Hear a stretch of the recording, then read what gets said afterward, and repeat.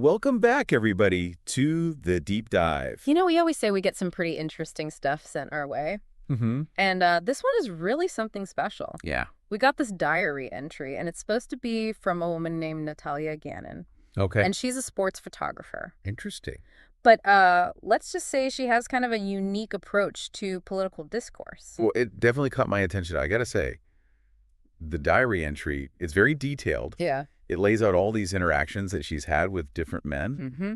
And you know her well, how she tries to get them to come around to her way of thinking. Yeah, persuasion might be, I don't know, too nice of a word for it. From what I'm reading, she's basically seducing these guys, Right. using sexual favors as a way to convert them to conservative ideology. That seems to be her main thing. And And it's not just any men either. Right. She goes after guys from minority groups. Okay. I think that adds another layer to what she's trying to do. Don't you think? It's pretty wild, I'm not gonna lie. I mean, part of me is like, is this even real? Right. Is this just like some fantasy that she wrote down? But then the details are so specific, and the way she describes it all, it feels very real. I know. That's why I found it so interesting. Yeah. Whether or not it actually happened, it gives you a look into this kind of person. Right, yeah. Like how they see power and influence and even relationships, you know? Okay, so let's dive into that mindset a little deeper. Sure. She talks about how she picks these guys because of their politics. Okay. And then she uses this combination of, flirting with them and sex. Yeah. And then she tries to get them to watch conservative media. It's almost like she has a system, Yeah. and she sticks to it pretty carefully. She talks about her first convert, Okay. a guy named Derek. Right. She even describes this whole Thanksgiving thing, Yeah, what happened? where she basically says she'll have anal sex with him if he watches these conservative videos. Whoa. Okay, hold on. That's a lot. It's definitely something else. Yeah. She gets into all these details about what she felt afterwards, too. Okay.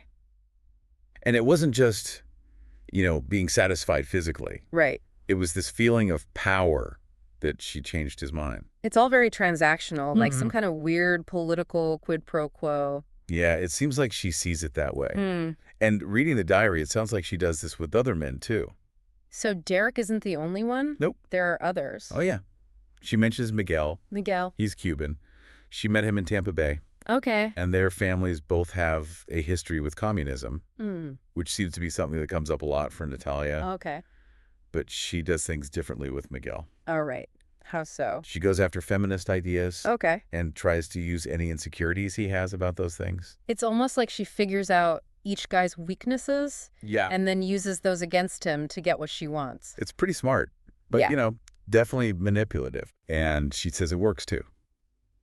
She even gets Miguel to go to the Republican National Convention with her. Really? Mm-hmm. So we got Derek, we got Miguel. Are there any more? She talks a little about Randall. He's biracial. Okay. And Khalil, who is Persian. It sounds like she has a type. That's what I was thinking. Like men of color who are liberal? Yeah, it seems like that's who she goes after. And she changes her tactics to fit each guy. Like their background and personality. It's messed up, but I can't stop reading it. I get it. It's like, what is going on in this woman's head? Right. What's driving her? Yeah. That's the big question, isn't it? It is. Is she doing this just because of politics? Right. Or does she need to have power and control over these guys? Yeah. Or is it something else entirely? Something we haven't even thought of. I don't know, but I'm ready to get into it. Me too. Yeah. Yeah, it's a question that's been on my mind a lot, too. Her diary is like a rabbit hole. I mean, what makes these men go for her advances, let alone her whole political thing? Well, I mean, she's got to be attractive, right? And she's clearly using sex as, like, a weapon. I don't think many guys would turn that down, even if they don't agree with her politics. That's a pretty simple way of looking at it, don't you think? Yeah. It's way more complicated than that. Think about it. These guys might be looking for acceptance or validation or even a sense of purpose. Okay. But she's giving them conservative ideology. It's not exactly the most, exciting or freeing belief system. Ah, but that's the thing about Natalia. She makes it sound like it's an alternative to what she calls like this stifling liberal way of thinking. She makes herself out to be a rebel, going against the grain. And for guys who are already questioning their beliefs or who are disillusioned with the left, she gives them this sense of belonging, like they're part of something different, something special. Special? You mean like a club or something? Exactly. And everyone wants to be in a club, right? Yeah. Especially one with, Perks like that. But don't forget about the psychology of it all. We're talking about deep needs here, like needing to connect with people and needing intimacy and intellectual stimulation. Wait, intellectual stimulation? From watching conservative videos? Don't underestimate a good manipulator. Natalia knows how to present information in a way that really hits her audience. She frames her arguments to play on their anxieties and their fears and even their desires. So you're saying she's like brainwashing them or something? I don't know about brainwashing. That's a strong word. Let's just say she knows how to persuade people. She understands how to use their biases against them and how to play on their emotions and how to build trust and dependency. And sex is just one of her tools. It's a powerful tool for sure. It creates intimacy and vulnerability, which can make people let their guard down and be more open to new ideas. It's the classic tactic, used by cults and propagandists and anyone who wants to control other people, really. I can see why you're so into this. It's like a real-life psychological thriller. Exactly. Ugh. And we're just scratching the surface. The ethical side of it is a whole other thing. Yeah, I mean, even if these guys are going along with it willingly, it still feels really manipulative, right? It makes you think about consent and free will and how we even form our beliefs. Are we really in control of our own minds? Or can someone like Natalia come in and change everything? It's kind of creepy if you ask me. It makes you wonder, could any of us fall for someone like her? That's the question that keeps me coming back to this diary. It's a warning that even the smartest, most independent people can be tricked, especially if someone disguises it as love or acceptance or intellectual connection. But remember, we're only hearing Natalia's side of the story. What about these guys? What are they going through? Are they happy with their new conservative beliefs? Do they regret meeting her? That's the biggest mystery of all. Yeah. The diary gives us little hints about their lives and how they've changed, but it doesn't give us all the answers. Where are these guys now? How has being with Natalia affected their lives, their relationships, their whole worldview? And what about Natalia? Where is she now? Is she still out there doing her, special kind of political activism? That's what's got me hooked. The diary just ends. We don't know what happens to her or what she's really after or what she's planning. It's a total cliffhanger. It's like a puzzle with missing pieces. And I think those pieces are the key to understanding Natalia's story. What do you say we try to find those missing pieces in the next part of our deep dive? I can't wait. Let's do it. Okay, so we're back and ready to finish up our look at Natalia's diary. This whole thing has been pretty crazy. It really has. It makes you think about politics and relationships in a whole new way and how people influence each other. As we've been talking, I keep coming back to how calculated Natalia seems. Like every single thing she does is planned out. It's almost like she's playing a game, and these men are just pieces on her board. There's definitely a ruthless side to her.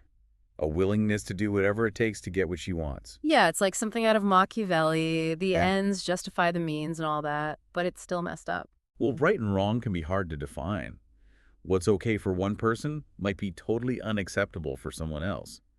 And Natalia clearly has her own set of rules where spreading her ideology comes before everything else. But what about the consequences? I mean, Yeah. these guys aren't just ideas. They're real people with their own lives and issues. And that's the big question, isn't it? Are we really in control of our own lives, or are we all influenced by other people, especially people who are charismatic and charming? Natalia knows how to use attraction and persuasion and how to tap into people's needs for connection and validation. And she uses it to her advantage, doesn't she? Like she's trying to mold these guys into her own little conservative army. It's a really interesting dynamic, how sex and politics mix together, pleasure and ideology. It's a dangerous combination, and Natalia knows how to use it. Okay, but real talk for a second. Isn't there a part of you that finds her kind of, I don't know, intriguing? She's obviously smart and bold, and she doesn't care about breaking the rules. Intriguing. Maybe. She's definitely a fascinating character. And you have to admit her methods are effective even if they're not ethical.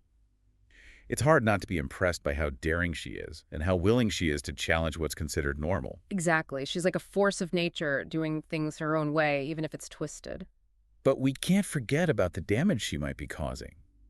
These men might be drawn to her charm and intelligence and her looks.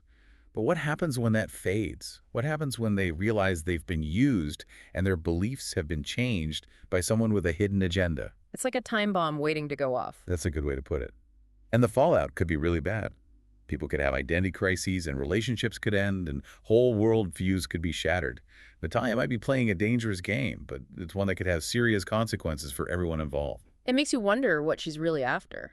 Is she happy just converting a few guys, or does she want something bigger? Unfortunately, the diary doesn't tell us. But I have a theory. I think Natalia sees herself as a revolutionary. She's not just trying to change individuals.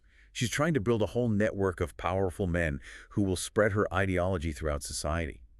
It's a slow and subtle takeover, but it's one that could change the entire political landscape. That's a scary thought. And it's not totally impossible. Think about how misinformation spreads online and how some groups use social media to manipulate public opinion. Exactly. Natalia is just one example of a bigger problem. We're seeing more and more polarized and manipulative tactics in politics today. It's a wake-up call that we need to be careful and think critically and question our sources and be wary of people who try to use our weaknesses for their own benefit. So what's the lesson here? Are we all destined to be controlled by someone else's political agenda? Not necessarily. The key is to be aware. When we understand how persuasion works, we can protect ourselves from manipulation. We can choose to have respectful conversations and look for different perspectives and form our own opinions based on evidence and logic, not on emotions or promises. Well said. So on that note, I think it's time to wrap up this duck dive. It's been a wild ride full of twists and turns, and I'm not sure we found all the answers. But that's the point of a deep dive, right? It's not about finding all the answers. It's about asking the right questions and challenging what we think we know and learning more about the world. And who knows, maybe somewhere out there, Natalia is listening to this right now, writing in her diary and planning her next move. Maybe. But this time we'll be ready for her. And